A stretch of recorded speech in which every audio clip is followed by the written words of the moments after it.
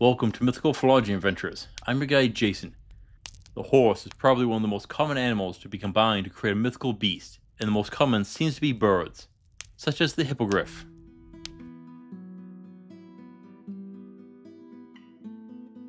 The hippogriff comes from the 16th century Italian poet Ludovico Ariosto in his Orlando Furioso.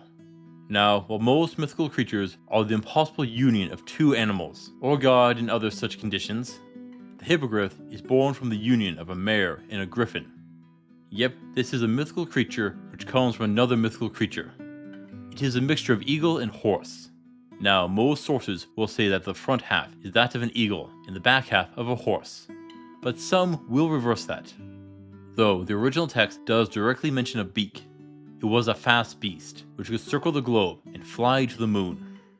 Originally, the hippogriff served a sorcerer living in North Africa named Atlantes, and then to Ruggiero, Bradamante, and finally Astolfo. It is heavily tied with the 12 paladins of Charlemagne, and in the legend of Charlemagne, it directly states that the hippogriff is an evil spirit resting in the soul of a horse and a griffin. Overall, it generally served as more of a beast of transportation, similar to how Pegasus was. This isn't the only winged horse monster we see in mythology. We also have the Cholima of Asian mythology, though that one had wings made of flame. We also see some versions of the aquatic hippocampus having wings and flying. So there is a surprising number of winged horse creatures in mythology to be sure. Now, how can we make such a beast really work? We have a creature with enough strength to carry a human to the moon and fly around the world. And we have a problem. How heavy is a horse? Well, the lightest are only 500 pounds or 227 kilograms. And there aren't any birds that fly at those weights. The heaviest is the great bustard, at 5.8 to 18 kilograms, 13 to 40 pounds on average. And with a wingspan of 2.1 to 2.7 meters, 6 feet 11 inches to 8 feet 10 inches. So it weighs a lot less than a tiny horse. Okay, so what is the largest flying animal? Well, that is Quetzalcoatlus, a pterosaur. Now, the fossil record is spotty at best, but its wingspan was believed to go from 5.2 to 25.8 meters, 17 to 85 feet, at a weight of 30 to 440 kilograms, 66 to 970 pounds, depending on which method was used to calculate it. That doesn't narrow it down much. But since we are wanting to mix a horse and an eagle, let's go with the heavy side of just under 1,000 pounds and about 100-foot wingspan. But there is a high chance that we'll need to go above these limits to make it work. And does anyone see the problem here? I mean, it should be obvious. At about the size of a barn, you'd have to be blind not to see it. Okay, what is it? This thing has a wingspan of a little under half as wide as a soccer field. Do you know how hard it is to maintain such a build? You can't land near a forest, and it would be a miracle to get up to speed to fly. For Quetzalcoatlus, it was believed to have relied on cliff diving to get the momentum to get flying at times. Getting enough room to land and take off is going to be difficult, and it gets more complicated when we look at wing types. There are 5 wing shapes. Hovering wing is like hummingbirds, which use a figure-8 wing beat flight pattern and offers the highest maneuverability. The high-speed wings are narrow and used by falcons. The elliptical are what sparrows have and require a lot of flapping, but keeps good mobility and turning. Eagles have passive soaring wings, which often depend on thermal updrafts to generate lift. And the active soaring wings of albatross are very long and narrow.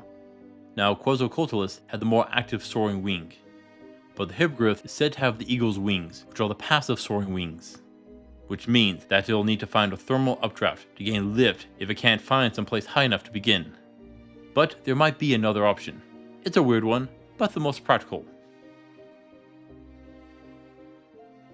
The stories say that it flew to the moon, which means it flew in the vacuum of space. Its wings can generate propulsion without beating air. Okay, how? And I don't have a good answer, sorry. Does it have ion thrusters? Probably not. Is it farting? Well, horrible, but it might be the best idea here. Well, there might be another option. It carried a human with it to the moon, and that human needs to breathe, right? So perhaps it could hold a sphere of air around it so that it could fly and breathe. Else, we're just dealing with the wild imagination of fantasy and fiction. We'd also need to rework its anatomy a bit. Flight is very oxygen and energy demanding, and birds have to use the unilateral lung system to prevent mixing old and new air in the lungs. So the hippogriff should do the same. And it is said that the front half is that of an eagle, so I think that is highly likely. If not, we will need to take after bats and go with massive lung volumes. We will need to rework the muscles to provide attachment points for the wings. We will need to duplicate all the muscles. Due to this, we will have to make all the muscles narrower, which will cost strength. Therefore, we will need to make the muscles thicker to compensate for the loss of strength. Lastly, we will want to copy the burrow's hollow bones to reduce the overall weight of the animal, else it might be too heavy. Oh, and we want the bird's urinary tract. Theirs requires less water, but more energy. This is done to limit the total weight in flight. Due to it saying that it has a beak, I would recommend it being a predator. With the talons on the front legs, it should be able to tear apart their food. And there's a second reason. Breaking down plant matter is a bit more energy intensive. Horses don't have a rumen, or multiple stomachs like a cow, so they rely on hindgut fermentation to break down their food. So a meat-based diet will likely be more practical. I'll be honest, I hate just smashing two animals together and calling it good. No. Animals are designed to live and require specialization. If you throw two together, which are too different, it will ultimately fail. Probably the worst is the owlbear. That one is really bad. You can definitely see how the Griffin and Pegasus did influence the Hippogriff's design. It is similar to many weaned variants of terrestrial animals, and is limited by many of the same issues we see.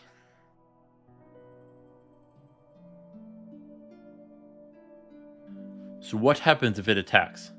Due to its design, strike from the horse hind legs will be unlikely. More likely, it will be the talons attempting to grab you, then the beak will bite into you. That means you'll want armor to protect you. Gambeson should work well, but chainmail and plate are going to be better. Mind you, there is something to be concerned with. We know it has the strength to carry people around. That means, if it grabs you, it can carry you into the sky. Many species of burrows have been shown using one very important technique to break through tough shells, and that is gravity. Pick up their prey and drop it on something hard, and that is something it can do with you. If it can grab hold of you, you can't let that happen. Lash yourself to the hippogriff, but until it lands, you can't finish it. If you do, you'll fall. So hold on and tire it out so it lands. If not, I would choose a spell of flight and a slow fall spell to keep you from falling to your doom. Now, it is better to keep it from grabbing you. A bow and arrow would offer you the best method to attack at range. Additionally, I would choose a net, particularly if you can attach it to something heavy. This would help to bind it and bring it to the ground where you can fight it. It is unlikely to have any range attacks, so its best method of attacking is ambushing, dive bombing you from up on high. So you'll need to keep an eye on the sky. It will prefer ambush attacks, rather than drawn out battles. If it fails to take you, it will likely take off and circle back for another attack. When it dives, you can block its attack with a shield. For a melee weapon, I take a spear for its reach, but I wouldn't eject with a sword. The feathers won't do much to stop such an attack.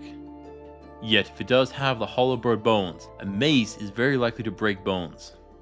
So a broken rib runs a high risk of penetrating a lung, or breaking a wing bone will limit its mobility and potentially ground it.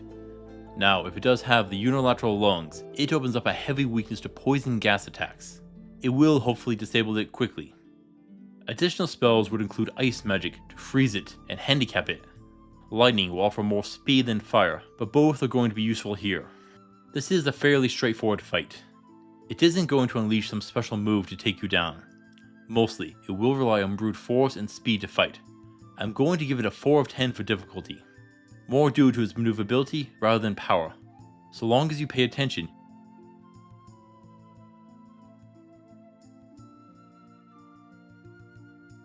if you can defeat the hippogriff, you get the usual feathers, meat, and bones.